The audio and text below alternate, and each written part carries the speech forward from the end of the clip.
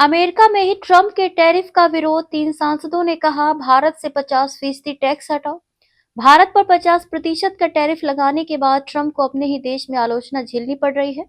Trump के इस फैसले के खिलाफ अमेरिकी संसद में एक प्रस्ताव पेश किया गया है, जिसमें भारत पर लगा 50% टैरिफ हटाने की बात कही गई है।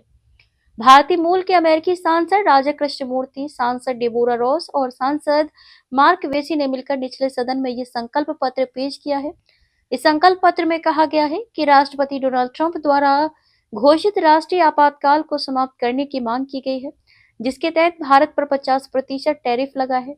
अमेरिकी सांसदों ने इसे अवैध और अमेरिकी अर्थव्यवस्था के लिए खतरनाक करार दिया है। इससे पहले ब्राजील पर लगे 50% टैरिफ के बाद भी अमेरिकी संसद में ऐसा ही प्रस्ताव रखा गया था। ट्रंप ने अंतर्राष्ट्रीय आपातकालीन आर्थिक शक्तियां अधिनियम आईई ट्रंप ने अंतर्राष्ट्रीय आपातकालीन आर्थिक शक्तियां अधिनियम आईईईपीए के तहत आपातकाल लगाते हुए भारत पर पहले से लागू 25% टैरिफ को बढ़ाकर 50% कर दिया था। ट्रंप का ये फैसला 27 अगस्त से लागू हो गया था।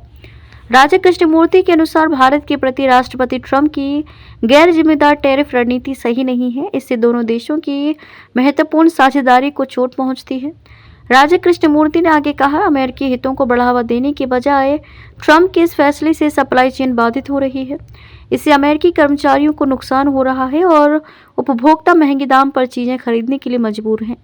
अगर ये टैरिफ खत्म हो जाते हैं तो अमेरिका आर्थिक और सुरक्षा समेत कई मुद्दों पर भारत के साथ अपनी बातचीत को आगे बढ़ा सकता है।